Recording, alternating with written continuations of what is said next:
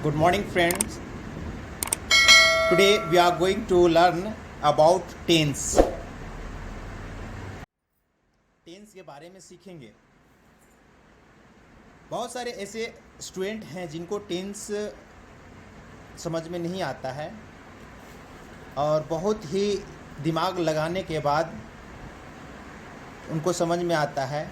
तो एक मैं आसान तरीके पे टेंस को समझाने के प्रयास करने जा रहा हूँ। इसे ध्यान से समझें और ध्यान से देखें इस वीडियो को, ताकि उसे समझ में आ जाए।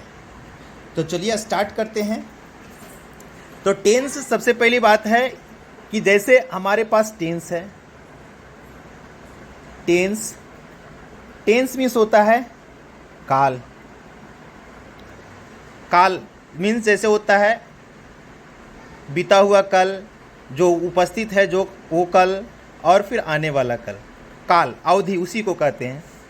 तो हमारे पास टेंस को अब हम 3 भागों में बांट सकते हैं और बांटा गया है। जैसे पहला, मान लेते हैं किसी एक आदमी का 3 बच्चे हैं। तो टेंस में सबसे पहले टेंस का जो है वो 3 कौन सा है? पहला, दूसरा और तीसरा। पहला में क्या हो जाता है? Present tense. दूसरा में क्या हो जाता है? Past tense. और तीसरा में फ्यूचर टेंस। तो हम ये 3 टेंस के बारे में, एक टेंस 3 टेंस को बांटा है। जैसे एग्जाम्पल के तौर पे हम बता सकते हैं कि हमारे पास टेंस है, मीन्स एक आदमी है राम, उसका 3 भाग है। मीन्स पहला प्रेजेंट, दूसरा पास्ट, तीसरा फ्यूचर। तो उसी हिसाब से 3 बेटे को उन्होंने रेफर किया। अब इन तीनों बेटों को जो है 4 ऐसे बेटे हैं। इनका 4, इनका भी 4 और इनका भी 4। तो हमारे पास सबका 4 है। मीन्स पहला व्यक्ति का 3 बेटे हैं और तीनों का 4 बेटे हैं। तो भाई ये 4 बेटों को क्या नाम दिए हैं? तो सबसे पहली बात है पहला सिंपल प्रेजेंट टेंस,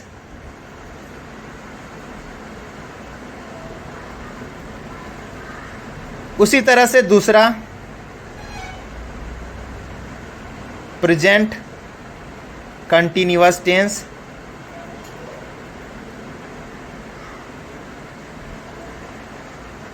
तीसरा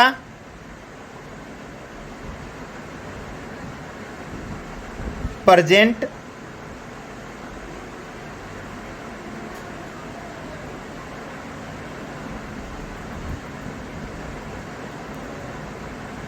परफेक्ट टेंस, और चौथा प्रेजेंट परफेक्ट कंटिन्यूअस टेंस। उसी तरह से हमारे पास इन लोगों का भी बेटे का नाम है।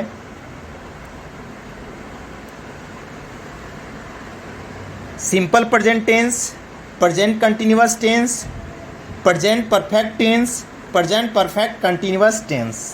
जैसे प्रेजेंट का आ गया तो उसी तरह से फ्यूचर का भी चल जाएगा। फ्यूचर में जहाँ प्रेजेंट है यहाँ पे पास्ट है, जहाँ पे प्रेजेंट है वहाँ पे पास्ट में पास्ट हो जाएगा। Simple past tense,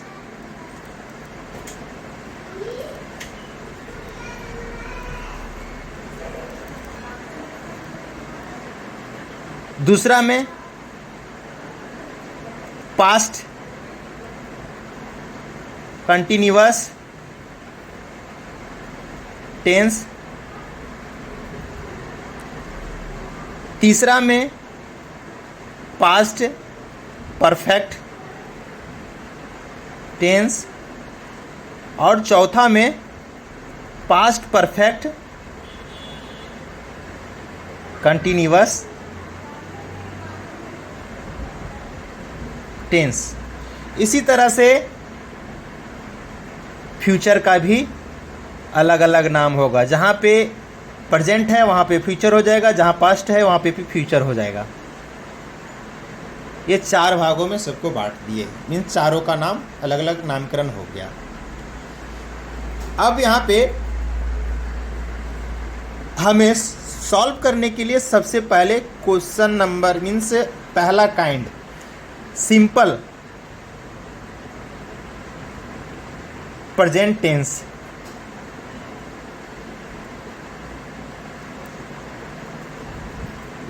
simple present tense के बारे में हम लोग सबसे पहले जानेंगे, क्योंकि जाहिर सी बात है जो सबसे पहले आता है पहले उसी को लोग जानता है, उसका नाम भी पहले नामकरण होता है, फिर उसके साथ में लोग हंसता खेलता है। उसी तरह से सबसे पहले जो है उसी के बारे में हम लोग जानेंगे और उसी के साथ में हम लोग पहले समझने की कोशिश करेंगे। तो हम लोग सिंपल प्रेजेंट टेंस को पहले समझने की कोशिश करते हैं। तो इसका डिफिनेशन क्या होता है हिंदी में, कि जिस हिंदी क्रिया, डिफिनेशन होता है जिस हिंदी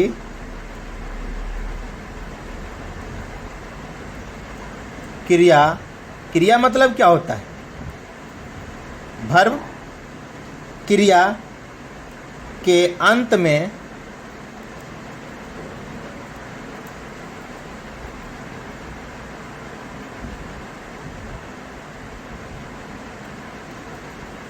ता हूँ, ती हूँ, ते हों, ती है, ETC इस प्रकार के हिंदी क्रिया के अंत में, हिंदी वाक्य के अंत में जिस हिंदी क्रिया के अंत में, हिंदी वाक्य क्रिया के अंत में, सॉरी, जिस हिंदी वाक्य के क्रिया के अंत में ता हूँ, ती हूँ, ते हूँ, ती है, ETC वगैरह आ जाए, यानी इत्यादि वगैरह आ जाए, तो उसे हम लोग सिंपल प्रेजेंट टेंस मान लेते हैं। जैसे एक एग्जाम्पल के तौर पे, जैसे में क्या हो जाएगा, राम खाता है। हमने बोला कि क्रिया, उसमें जो सेंटेंस है उसमें क्रिया होना चाहिए, मतलब क्रिया मतलब काम होना चाहिए, काम होना चाहिए, वही क्रिया होगा। तो हमारे पास यहाँ पे राम खाता है, तो क्या काम हो रहा है, खाने का काम हो रहा है। और हिंदी क्रिया के अंत में तो खाता, खाता, ता रहा है, खाता, इसके साथ में, तो ये हमारा क्रिया हो गया। खाता काम कर रहा है, क्या काम कर रहा है, खाने का काम कर रहा है, तो इसीलिए हमारा ये क्रिया हो गया। अब इसको अनुवाद करने का बात आती है, तो भाई अनुवाद कैसे करें हम? तो अनुवाद करने के लिए सबसे पहले हम क्या करेंगे, हम स्ट्रक्चर लिखेंगे।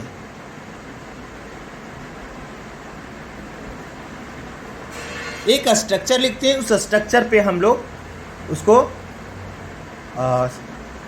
कंप्लीट ट्रांसलेट करने की कोशिश करेंगे। तो सबसे पहले हमारे पास जो है सो अफर्मेटिव एक स्ट्रक्चर है, अफर्मेटिव सेंटेंसेस।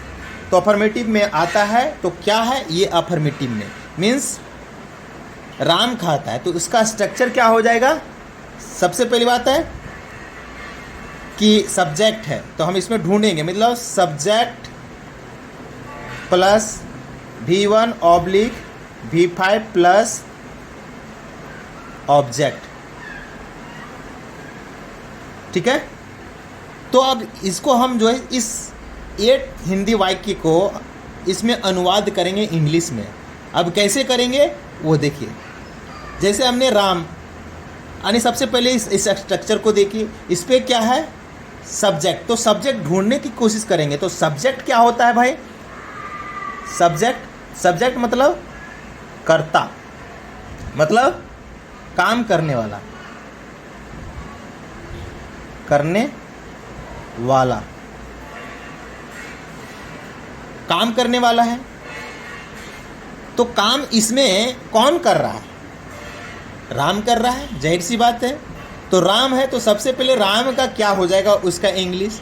तो राम तो एक नाम है तो इसीलिए उसका नाम हो जाएगा राम, और नाम है जिसके वजह से पहला लेटर कैपिटल हो जाएगा। प्लस, अब प्लस देना नहीं क्योंकि स्ट्रक्चर में तो इसमें देंगे नहीं, स्ट्रक्चर है तो स्ट्रक्चर के अनुसार जो है सो इसमें देना नहीं है। तो राम के बाद हमारे पास क्या आ जाता है, वर्ब, या तो ये ऑब्लिक का मतलब या हो जाता है, V1 लगेगा या V5। ये किसके अनुसार हो जाएगा, तो ये सब्जेक्ट के अनुसार हो जाएगा। तो सब्जेक्ट के अनुसार वर्ब को हम कैसे बनाएंगे, तो सब्जेक्ट में सबसे पहली बात है कि I, we, you, they, ये सारे लोगों के साथ जितने भी हैं, ये वर्ब, जब भी सब्जेक्ट होगा सब्जेक्ट के साथ में हम वर्ब का पहला रूप लिखेंगे, मतलब वर्ब का पहला रूप ही लिखेंगे। जो वर्ड मीनिंग है वर्ब का जो हम आद करते हैं वर्ब लिस्ट से, वही लिखेंगे।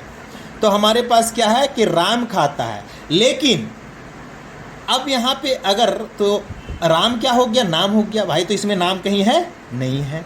तो सब्जेक्ट जब जैसे ही हो जाता है ही, सी, ईट और नेम, कोई भी नाम हो जा, तो उसके साथ में हमारा क्या आ जाएगा, वर्ब का पांचवा रूप होगा, जो हम लोग पांचवा रूप आद करते हैं। और जाहिर सी बात है कि थोड़ा सा अगर माइंड लगाएंगे तो पांचवा रूप भी आद करने की ज़रूरत नहीं होगी।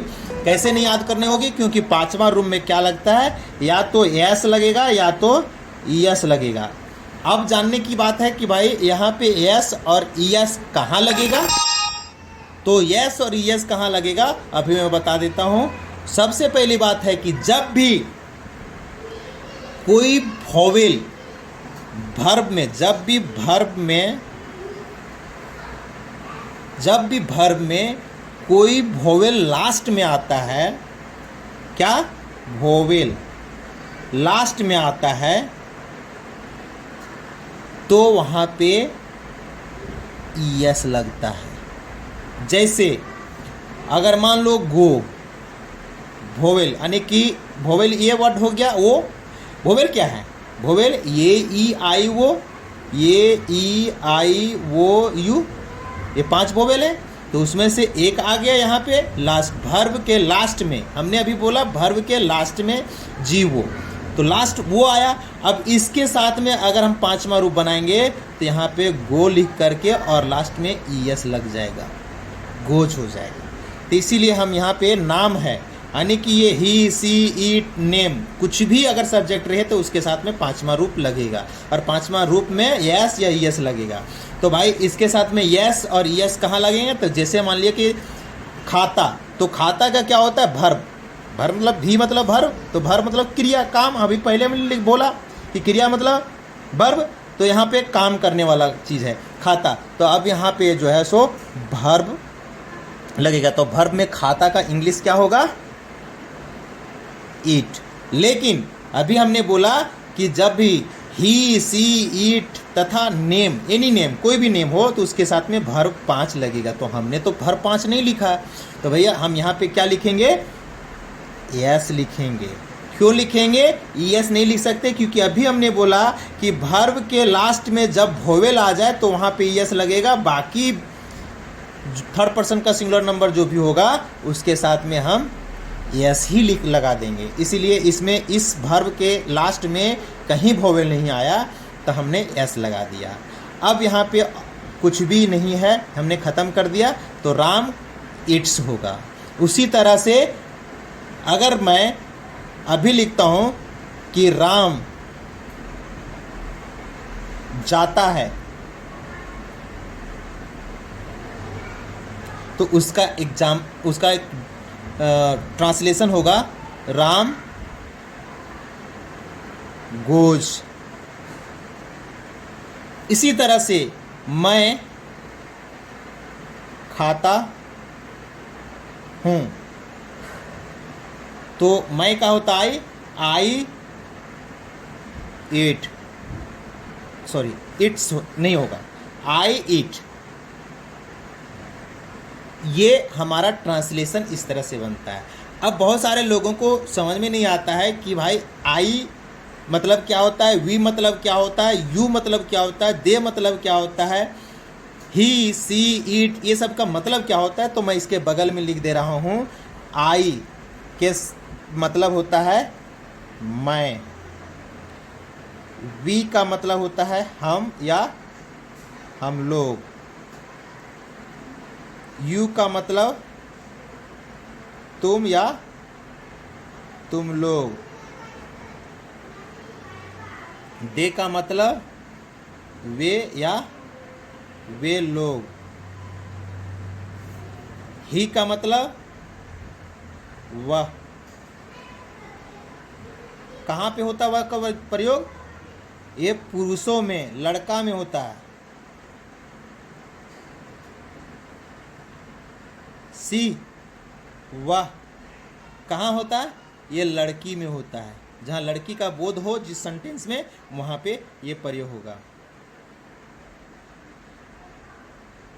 नेम, तो नेम में नाम, कोई भी नाम, जैसे हो गया राम, श्याम वगैरह वगैरह कुछ भी। तो ये हमारा सब्जेक्ट है, इसको क्या कहते हैं? सब्जेक्ट। हमने अभी यहाँ पे लिखा हुआ था सब्जेक्ट। तो इस तरह से ट्रांसलेशन बना सकते हैं। हमने सिंपल प्रेजेंट टेंस को बनाने का एक विधि बता दिया, और बहुत ही सरल, बहुत ही आसान है। जो एक बार इस वीडियो को देख लेंगे और ध्यान से देखेंगे, ध्यान से समझेंगे, वो कभी इस ट्रांसलेशन को नहीं भूल पाएंगे, इस टेंस को नहीं भूलेंगे। तो आज के लिए इतना ही दोस्त।